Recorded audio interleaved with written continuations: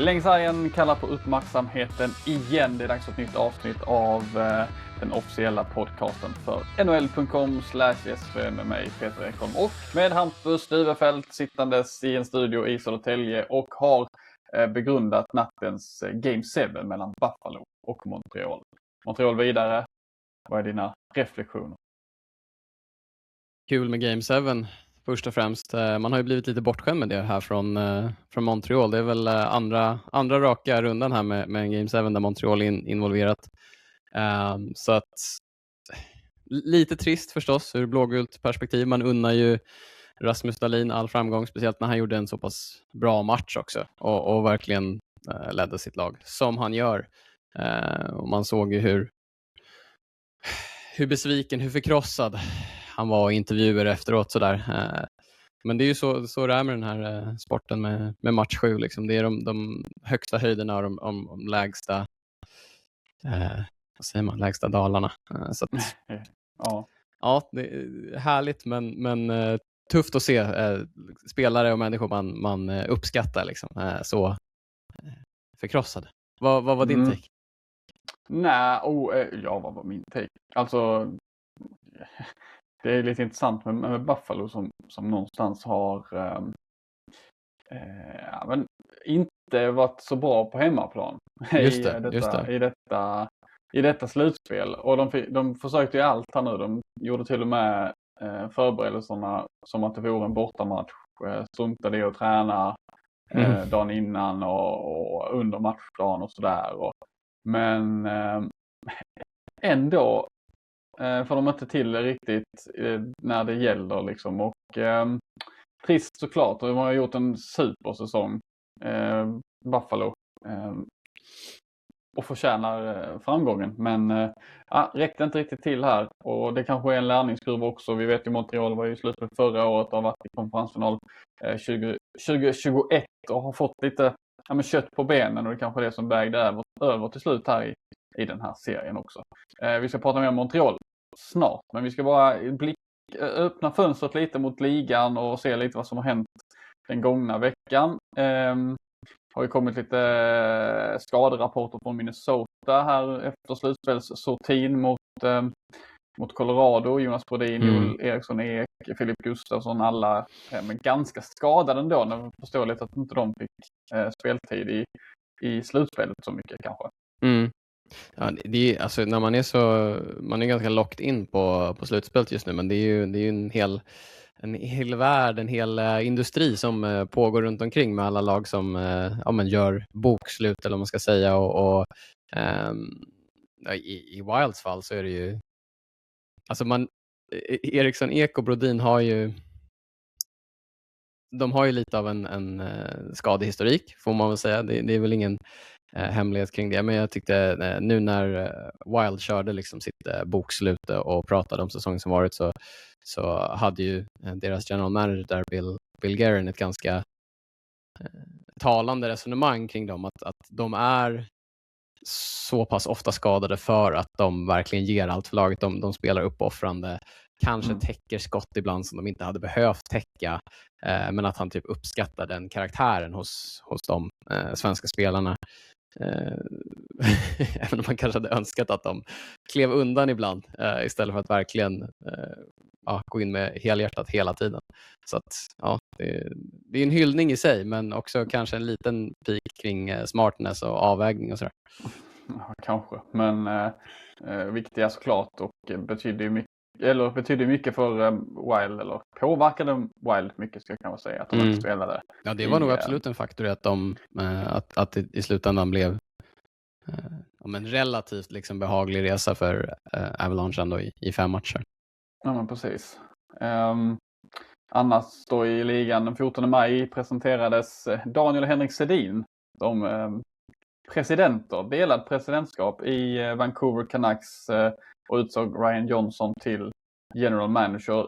Mats Sundin var först de senaste veckorna med att få en stor roll i sin tidigare klubb. Nu är det Sedinarna som kliver in och gör det för Canucks och försöka få Canucks på rätt spår igen. För det har ju gått ut för här de sista 2 åren sedan de tog sig till andra rundan i slutspelet. och vann Pacific Division. Sen har det inte gått lika spikrakt och nu är det ett, ska vi kalla det maktskifte i Canucks för att få det här bygget på rätt håll igen. Och vad tror vi? Sedinarna in alltså. Spännande. Man brukar ju säga att NHL är lite av en sån här copycat-liga. Att man ser att något lag gör någonting som leder till framgång och så vill alla andra lag försöka kopiera det framgångsreceptet. Jag vet inte om det är gamla svenska stjärnspelare i ledande befattningshavarroller som är den senaste trenden. Men det har ju hänt 2 gånger på kort tid nu i alla fall. Co-presidents of hockey operations. Det är så spännande att se. Sedinbröderna har ju varit involverade runt omkring Canucks under en längre period nu i kanske lite mindre tydliga roller, men någon form av rådgivare eller bollplank i alla fall. Ja, och sen utvecklingstränare också, eller coacher för spelarna. Varit mycket på is och hjälpt till i den personliga utvecklingen och skillsen och allt det där hos de unga. De kommer ju inte in utifrån så att säga. De kommer ju inte in gröna, utan de har varit nära organisationen även efter karriären. Så. Men det var ju fint att se presskonferensen liksom håller upp de här 33 och 22 med Sedin på. Liksom. Det tog en tillbaka lite. Klassiska nummer, klassiska spelare, klassisk organisation. Det är väl dit de vill ta sig tillbaka när Sedinarna stod på toppen av sin karriär och det var Stanley Cup-finaler och det var, ja, om det är några personer som vet hur de ska ta sig tillbaka dit så är det väl de två. Ja, men jag tyckte de pratade väldigt mycket om kulturen, att den måste tillbaka till i omklädningsrummet och hur det är att vara en Canucks-spelare och att det också involverar att man syns ute i samhället och åker ut och gör olika uppdrag sådär också för att och det är väl fint, det är ju så de är som människor också, väldigt så, bryr sig om sin närmsta granne och väldigt ödmjuka i hur man uppför sig och hur man ska vara liksom. Och den kulturen satte de ju som kapten och assisterande kapten när de spelade i Canucks omklädningsrum. Men den har väl kanske glidit därifrån lite grann sista åren och det är väl lite Canucks måste hitta tillbaka och det ska bli spännande att se hur mycket de kommer att vara involverade i olika saker för som sagt, Ryan Johnson han har varit assisterande GM ett par år nu och byggt ett mästarlag i Abbotsford för, inte den här säsongen, men förra säsongen i AHL och har ju koll på läget. Och han känns också en sån där, han spelar ju med Sedinarna i 2 år också. Han vet ju vad de vill och kan stå för, så att häftigt med ytterligare svenska toppar i NHL. Vi har ju också Alexander Sten som blir ny här nu till den här. Ja, just det. Han kommer i St. Louis Blues general manager. Vi har en trend. Det har vi. Det kommer fler och fler för detta NHL svenskar. Och alla är fokuserade lite på det här ambassadör och stolthet för loggan och liksom som kanske det handlar om ju också. Ja, absolut. Spelat i Blues jättelänge, Sundin i Toronto så jättelänge, vet vad som krävs liksom, och sen då Sedinarna vet vad som krävs och hur det är att vara i Vancouver. Så att spännande. Visst är det en kika på hyllan bakom det där, en 33 och en 22 jag ser högst upp där, eller? En liten läskburk. Jag ställer fram dem bara för att det var Sedin-segmentet. Temadag. Exakt, från deras tröjhissning 2019 i Vancouver när de fick en hel vecka. Sedin Week var det ju där. Jag fick äran att vara på plats och följa dem då och hela den. Och de är ju stora i Vancouver. Och det märks också när man, jag har fått förmånen att bo lite grann i Vancouver här också. Man märker ju vilken aura de har när man ser dem på stan eller det är många som kommer fram till dem och vill ta bilder och så här. De är väldigt populära i Vancouver, så det kan nog göra mycket för deras fanbase också att de får in de här profilerna och hjältarna. De är ju 2 av, jag tror det är 6 tröjor totalt som hänger i taket i Rogers Arena. Så att, mycket bra goodwill där nu. Mycket bra, mycket bra. Men Vancouver är så långt ifrån slutspel man kan vara. Den här säsongen slutade ju sist i NHL och därför ska vi lägga dem åt sidan och så ska vi ta oss in i det Stanley Cup-slutspel som pågår. Vi ska börja med att titta lite grann på den västra conference-finalen. Och den spelas mellan Colorado Avalanche och Vegas Golden Knights. 2 lag som var tippade att kunna gå dit och nu är de där och vi kan väl börja titta lite grann på Colorado som tog sig vidare via 4-0 i matchen mot Kings i den första omgången och sen via 4-1 mot Minnesota. Det har varit en ganska trevlig resa för dem så här långt. Inte så mycket motgångar än så länge. Nej, precis. De kommer ju in i slutspelet som bäst i grundserien, vinnare av President's Trophy, vinnare av den här Jennings Trophy för minst antal insläppta mål, sveper första rundan mot Kings, nästan sveper andra rundan, 4-1 i matcher mot ett lite skadeskjutet Wild som vi var inne på. Och som du säger, alltså de har gjort sig förtjänt av sin framgång, men det är ju noterbart att det har ju verkligen inte varit några större trösklar än så länge och man får väl utgå ifrån att det som väntar nu är en större tröskel än det som har varit för att precis som du var inne på så det här är ju den förväntade konferensfinalen. Det var nog många, det var nog inte bara jag som hade de här 2 lagen i Western Conference-final i sin bracket. Så att ja, en utmaning för Avalanche och en möjlighet att bekänna färg lite och faktiskt liksom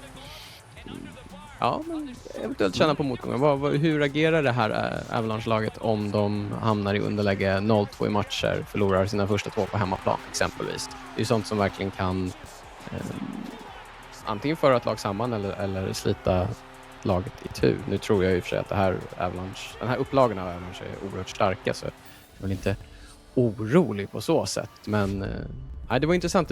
Just den här avsaknaden av motgångar har ju verkligen varit så för Avalanche hittills. Precis. Vegas har ju fått kämpa lite mer i sina serier. Det var väl inte ett helt smidigt avancemang från serien mot Utah i den första omgången. 4-2 matcher där och sen mot ett Anaheim som kom väldigt fyllda med självförtroende från sin serie mot Edmonton. Men det blev 4-2 till Vegas ändå. Det kändes som att rutinen slog den unga entusiasmen och tunga Vegas nu då alltså tagit sig så här långt. Så de har haft en lite snirkligare väg men har också kunnat lära sig spela i motgång som vi då var inne på med Colorado. Så att, spännande att se hur den här serien, vad den här serien ska ta vägen. Jag ska fråga dig lite grejer kring den här serien. Så jag ska börja, kan du kanske spåna lite i den här målvaktsmatchen. Det är den som kan avgöra många serier. Just vilken målvakt kliver fram. Hur har det sett ut än så länge i de här 2 lagen? De har ju haft lite olika upplägg. Vegas har ju spelat uteslutande med en målvakt. De har kört Carter Hart och han har gjort det bra liksom. Colorado har väl hamnat i situationer där de har behövt skaka om lite. De har kastat in Mackenzie Blackwood i en match istället för den tilltänkta, eller den uttalade starten Scott Wedgwood. Men det är ju å andra sidan ingenting som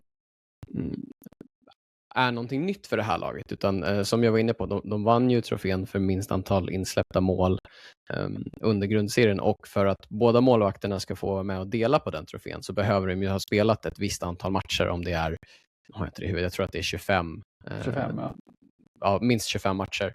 Och det har ju båda gjort. De har ju i princip nästan delat på sysslan under grundserien, och sen så har väl Wedgwood visat sig vara lite hetare så att han fick startuppdraget i slutspelet. Men de har ju den förmågan att kunna växla egentligen utifrån vem som presterar bäst och vem som har bäst känsla just nu. Vegas har inte alls testat sin andra målvakt Adin Hill än så länge. Sen om det är någonting som kommer fälla avgörande, jag tror inte det. Jag tror inte att målvaktsmatchen i den här serien är viktigare än att vilken målvakt kan representera sitt lag tillräckligt bra för att ge dem en chans att vinna. Alltså det är egentligen allt som behövs. För det finns så mycket star power, det finns så mycket kraft i lagen runt omkring, att målvakterna behöver bara vara tillräckligt bra i den här serien, tänker jag. Jag vet inte om det är just i målvaktsspelet som kommer fälla avgörandet i den här serien. Kanske inte fälla avgörandet, men ändå var, om vi tittar på den andra serien sen, så tror jag där kommer vara mer en målvaktsmatch som kommer vara mycket hetare. Men just de här, Hart och Wedgwood som, han har startat alla matcher utom 2, va, tror jag. Jag tror Blackwood har 2 starter så här. Snarlika siffror ändå på både Wedgwood och Hart. Någonstans så kommer det där att skilja sig i slutändan, och då är frågan vem av dem, för att Hart skulle mycket väl kunna stå på huvudet här nu men det krävs att någon kliver fram, och det kanske de inte har gjort och stulit några rubriker än så länge. Det är kanske dags nu i den här målvaktsmatchen då, i den här serien. Om vi tittar på en annan punkt då i den här, det är X-faktorn. Vem plockar du ut i Colorado då, så kan jag väl ta Vegas. Ja, jag vet att du har en sylvass X-faktor där i Vegas. Alltså, som svensk vill man ju säga Gabriel Landeskogs ledarskap. Men om man faktiskt ska gå utifrån det som har skett på isen hittills, så är det ju svårt att argumentera mot Nathan MacKinnon. Han har egentligen... Ja, han är sitt gamla vanliga fantastiska jag. Han inledde slutspelet kanske lite off, gjorde inte mål jag tror att det var de första 3 matcherna. Och det är egentligen inget som är särskilt anmärkningsvärt för vilken spelare som helst utöver honom och kanske några till. Men har man vunnit Rocket Richard Trophy som ligans bästa målskytt, då ligger förväntningarna högre. Då ska du vara göra mål, om inte i varje match så i varannan match. Och efter de 3 första, då var det som att han bara okej, då är det väl det jag får göra då. Så han har gjort mål i 6 matcher i rad efter de 3 första. Så att han har ju liksom 6 game goal scoring streak hade han har gjort 7 mål. Och i slutspelet är ju det är väldigt anmärkningsvärt att man har upprätthåller den typen av trend över så lång tid då. Så att 13 poäng på 9 matcher, 7+6 på MacKinnon. Han är pådrivaren, han är hela Avalanche lyfter ju när han kommer galopperandes upp längs isen där med sin karaktäristiska åkstil. Så att jag kan egentligen inte se att det är någon annan än Nate MacKinnon som är den tydliga X-faktorn i Avalanche. Tråkigt svar, men den är given. Den är given, säger du. Om vi blickar på Vegas då, det finns ju ett par intressanta här som jag tycker ändå kan ha chans att bli någonting annat. Pavel Dorofejev, vad har han gjort? 9 kassar så här långt. Brett Howden har ju överraskat alla och gjort 8 eller vad det nu är. Speciella målskyttarna där som... Ja, men de har ju verkligen klivit fram som vi alltid efterlyser i ett slutspel. Ja, de här slutspelshjältarna. Secondary scoring som det så fint heter. Men vi får kanske ändå lyfta fram som den stora X-faktorn här i Mitch Marner som har i 2 clinching games både mot Utah och Anaheim visat sig från sin bästa sida och sin poäng i de matcherna. Han gjorde väl hattrick mot Utah i sista och stod väl för en massa poäng här i sista mot Anaheim också. Och han har inte kommit så långt i slutspel tidigare i karriären. I Toronto där det har varit tufft för honom och för laget att ta sig vidare från första rundan bara. Men nu har han verkligen hittat rätt här i en kedja med William Karlsson och Brett Howden. Och det känns någonstans som att han älskar detta läget just nu där det är mycket som står på spel. Det är inte samma press riktigt som i Toronto. Han kan gå ut och njuta och spela ut sitt fulla register. Och han toppar ju poängligan i slutspelet så det kanske är fegt att säga att han ska vara X-faktorn i Vegas. Men jag tror att han kommer att få en stor roll och ta den med den äran. Så Mitch Marner är X-faktorn i Vegas. Rimligt? Absolut rimligt. Han ser ju väldigt avslappnad ut. Var det där fantastiska konstmålet han gjorde i senaste matchen de spelade där. Halv baklänges öppning. levt in det mellan sina egna ben. Ja. Han verkar leva livet. Dock, de har mött två lag som man kanske är lite mer run and gun, lite mer fri is defensivt. Kanske att Avalanche kan bli en tajtare utmaning. Ja, det kan bli så. Verkligen. Har vi någon snackis här då i den här serien vi vill lyfta fram? Som du känner är att här har vi någonting att hålla lite extra koll på kanske. Ja, det skulle jag vilja påstå. I alla fall ur Avalanche perspektiv så finns det ju, har det funnits en del skadebekymmer. De har ju haft framförallt på Cale Makar är ju den skada som oroar. Han har inte, om jag kollade senaste rapporterna rätt, så har han inte tränat sen förra rundan tog slut. Men han ska enligt uppgift vara aktuell för att starta i match 1. Han har dragits med en överkroppsskada, som det så fint heter, egentligen genom hela slutspelet. Så att frågan är väl hur han egentligen mår, hur frisk han är, hur effektiv han kan vara ute på isen. Det är ju sällan spelare av den kalibern, eller egentligen vilken spelare som helst, vill missa matcher i slutspelet, utan det är ju snarare så här, tejpa ihop mig så kör vi. Men det når ju också en punkt när man blir man blir en negativ faktor för laget om man inte är tillräckligt frisk för att faktiskt kunna bidra. Nu har ju inte Makar varit en negativ faktor för laget, inte alls, men han är ju inte 100% frisk, så mycket står klart. Och sen så har ju Avalanche lite andra skadebekymmer på backen, typ Sam Malinski, Brent Burns har haft lite känningar, stått över lite träningar och sådär. Det verkar som att de kommer ha fullt lag när pucken släpps i match 1, men de är definitivt inte fullt friska, om man säger så. Så att, Makar på isen kan vara någonting att hålla ett extra öga på, en snackis på så sätt. Då gör vi det när den här serien brakar igång i veckan här som kommer. Colorado mot Vegas alltså i Western Conference-finalen. Nu till östsidan.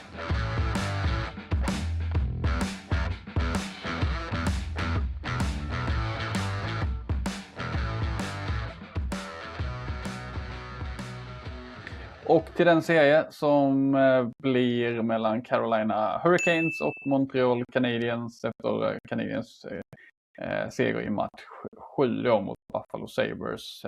Och vi tar väl samma punkter för de här två lagen och tittar till hur de har tagit sig till den här konferensfinalen. Och Carolina 4-0 i matchen mot Ottawa Senators i den första rundan och 4-0 i matchen mot Philadelphia Flyers i den andra. Helt obesegrade och har nu fått vila i hela 10 dagar sedan sin senaste match. Och kommer få ytterligare ett par dagar för den här serien. Drar ju inte igång förrän natten mot fredag svensk tid. Så att, det kommer vara ett utvilat Carolina Hurricanes minst sagt. Och man har nästan glömt bort att de är kvar i slutspelet. För det var så länge sedan de spelade. De kör en klassisk. Nu ploppar de upp igen och har ju, de har ju gått som tåget. Det finns inte så jättemycket att säga ju egentligen kring deras resa. Det har bara varit spikrakt. Det har varit med ett målvaktsspel som vi kommer gå in på alldeles strax som har varit lysande. De har haft en bredd som har varit alldeles lysande. Så att de är framme vid sin tredje konferensfinal på 5 säsonger. Imponerande på Carolina. Och Montreal som vi var inne på lite innan tidigare i avsnittet. 2 serier som har gått i 7 matcher. Först mot Tampa i den första omgången och sen mot Buffalo då i den andra. De har maximerat slutspelsupplevelsen så här långt kan man väl ändå säga.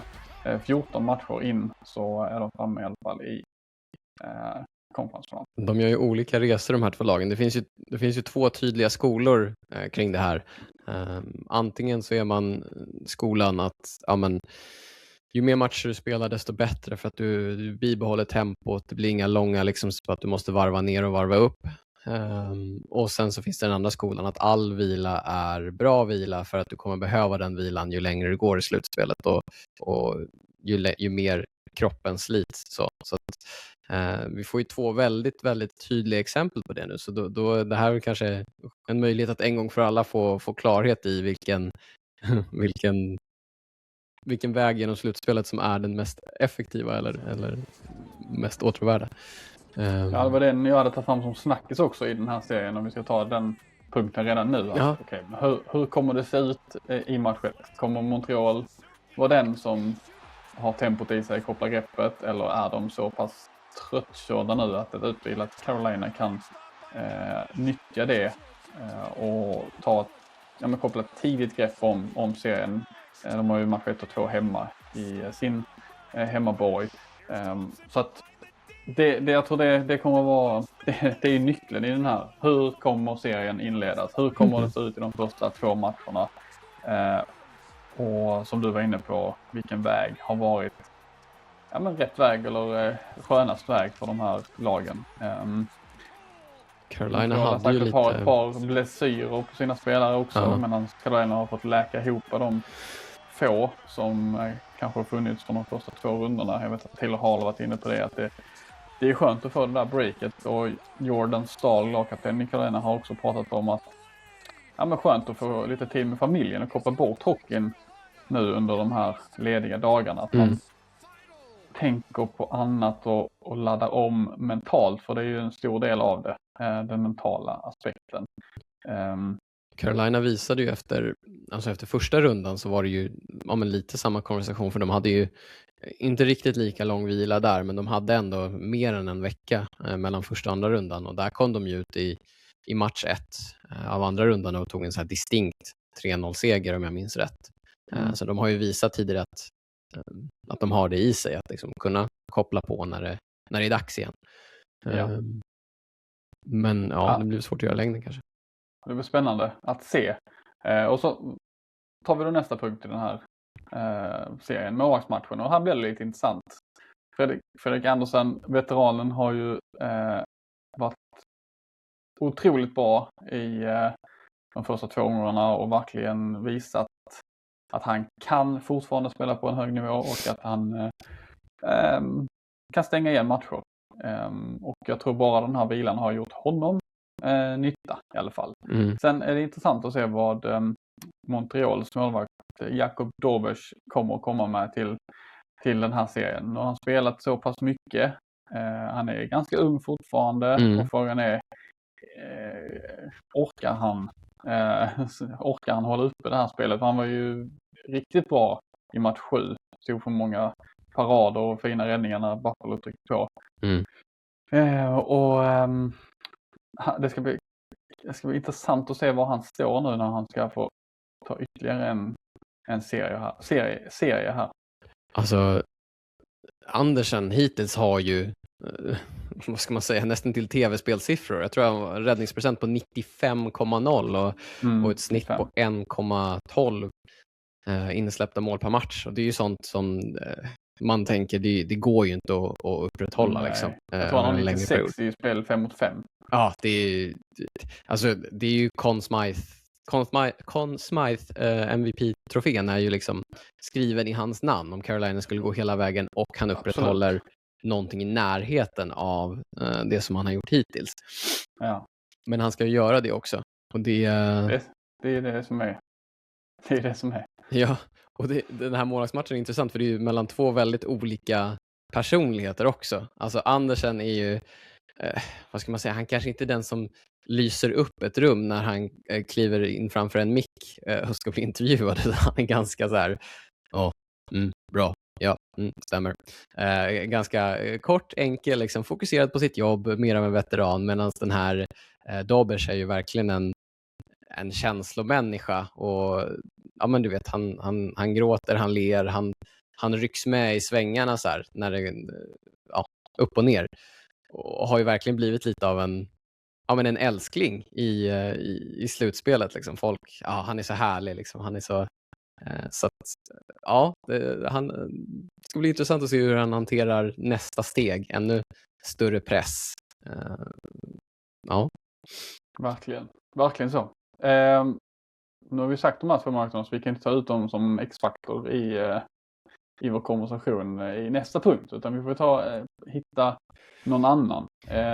Jag har hittat min i Carolina och jag lyfter gärna upp Logan Stankoven. Jag tror vi gjorde det senast också, men han har varit lysande i slutspelet. 7 mål på 8 matcher. Och fått igång en offensiv som få har kunnat matcha. Väldigt effektiv, väldigt roligt att titta på. Och kan han fortsätta göra mål och vara lika effektiv så tror jag han kan avgöra det här för Carolina. Vill du plocka ut den i Carolina också eller du vill Nej, jag tänkte bara på Stankoven, så det är lite intressant är det ju att under Hurricanes väg framåt hittills så har det ju verkligen varit de lite mer obesjungna hjältarna som har stått i centrum. Men som du är inne på, en given X-factor är ju Stankov. Men de här Seth Jarvis, jag tänker Nikolaj Ehlers, Sebastian Aho har det varit väldigt tyst om, fast han är nummer 1 egentligen i det laget. Så att, kommer kanske nu då? Ja, men precis. Det är väl lite kanske på tiden. Och det är ju ett jäkla sparkapital att ha spelare som är världsstjärnor som egentligen hittills mest har varit med på resan. Det var kanske lite hårt, men du fattar vad jag menar.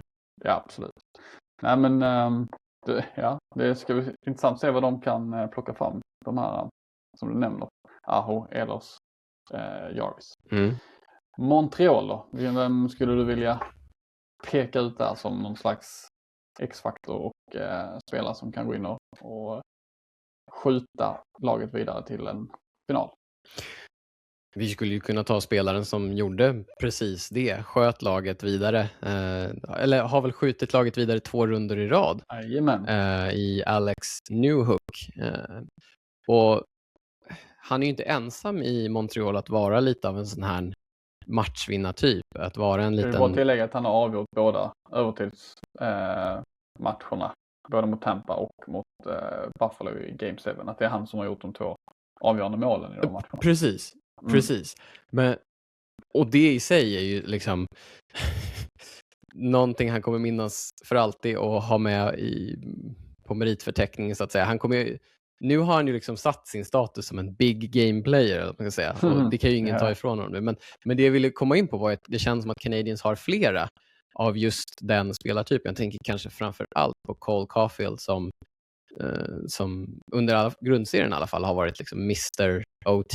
Alltid den som är där och nosar och skickar in pucken i nät när det är övertid eller när det är avgörande läge. Så att, får säga matchvinnartyperna i Canadiens då, som X-factor. Newhook, Caulfield, Slavkovski kanske. Slavkovski ligger och bubblar lite. Ja, du gillar Slavkovski där. Ja, man har skapat mycket chanser. Jag tror han har 19 high danger avslut i slutspelet, men bara gjort 4 mål så här långt. Så det finns någonting mer att plocka av i honom. Lite mer effektivitet så kan det lossna ordentligt här. Så kan det bli till Montreals fördel. Det var de 2 serierna, Hampus. Nu vill jag att du plockar fram vilka som går till final med bara ett enkelt detta laget och i så många matcher. Från båda sidorna menar du? Ja. I öst, Hurricanes till final, 4 raka, fortsatt obesegrade. I väst, Avalanche till final, 6 matcher. Lite tuffare där. Tack för det. Och du? Avalanche till final 4-1 i matcher och Carolina till final 4-1 i matcher. Vi har samma final alltså. Exakt. Även om jag har Montreal på min bracket så tror jag ändå på Carolina. Jag tror att... Ja, hur ser det ut i våra brackets där efter 2 runder? Ja, det ska vi också rapportera om. Och vi ska också prata lite om...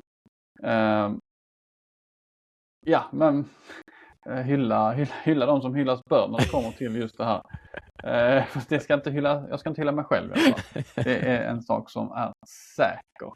Det är långt ifrån, loggas ut där. Det är långt ifrån... jag har den här framför mig.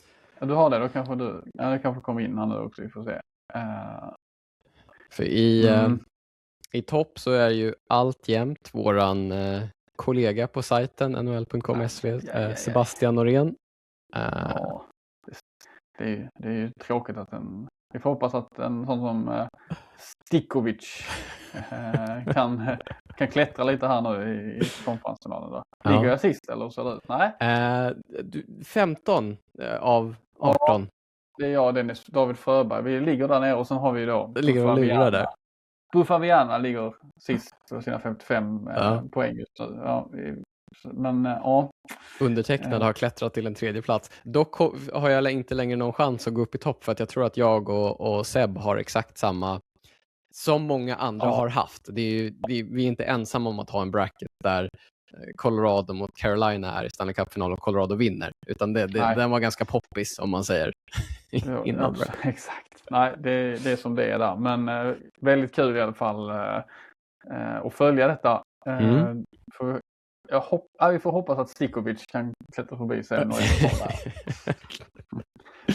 Annars så kanske det upplevs som riggat. Ja. Vi hade koll på det här i förväg. Vilka som skulle vinna. Precis. Så att, vi får se hur det går där. Men ja, det var... vi har inte så mycket mer att prata om idag. Det blir ju så när lagen blir färre och färre. Vi kan ju ha en liten så här memorial kanske för de som har fått lämna slutspelet.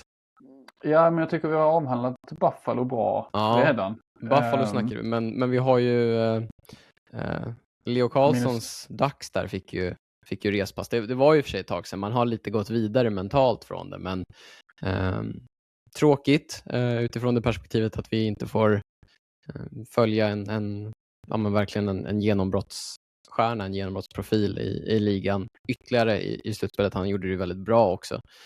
Ja, absolut. Vilken vår han har haft och vilken höst och framtiden kommer att få. Han ska skriva nytt kontrakt i sommar också, Leo Carlsson. Just det. Det ska bli spännande. Och där också så här, sen som jag har använt ordet spännande väldigt mycket idag. Men Dags framtid här, de har ju ett par kontrakt går ut på veteraner. Hur ska de göra med dem för att bygga vidare på detta? Roliga lag som det trots allt är. Så att, men det har ju varit många sådana generellt tycker jag i slutspelet, sådana här lag som man inte har sett som givna att gå långt tidigare. Kanske Ducks som exempel, Sabres som exempel. Det är ju inte så många av dem kvar nu, utan det är ju i väst är det ju de givna i Avalanche och Golden Knights, och i öst så är det givna Hurricanes. Så det är väl Canadiens då som bär den fanan av framtidslag. Så att, ja, men det är det, absolut. Så där har vi, det kan vi slå fast. Och sen Minnesota pratar vi om svenskarnas skador och mycket de påverkade säkert Wild, som ju känns som att de kommer tillbaka starkt till hösten också, har ju börjat ett bygge där som bara kan bli bättre egentligen. Ju mer de får spela ihop och ju mer friska de blir liksom, och kan de hålla ihop det hela säsongen sen så kan det vara ett lag som kan gå långt nästa år såklart. Philadelphia, det var inte så mycket att sätta emot där mot Carolina. Nej, det var inget snack. Nej, det var inget snack. Men de är också ett ungt lag så tillvida. Ja. Det finns potential. Det fanns ljusglimtar i Bladas spel och Porter Martones intåg liksom, att det går att bygga på mycket där. Så att ja, vi får väl tacka dem för deras insats den här säsongen med de här lagen som har åkt ut nu då. Och de ska ha en bra sommar. Annars har vi nog inte så mycket mer på agendan idag, utan det var ett lite kortare avsnitt än vanligt, men vi är som vanligt sjukt tacksamma för att ni lyssnar på oss eller tittar på oss på YouTube, och ni vet ju om att ni kan följa oss på nhl.com/sv, på NHL Europe på YouTube och i diverse sociala medier. Och med det så säger vi väl tack och bock, och vi hörs igen när det är dags att prata upp det stora Stanley Cup-finalen som ju kommer komma här i nästa avsnitt. Då tar vi ett rejält grepp om den, och så ser vi helt enkelt vilka lag som det blir. Blir det Colorado mot Carolina som blir sport i den här podden. Tack för den här stunden tillsammans på återhörande. Hej då!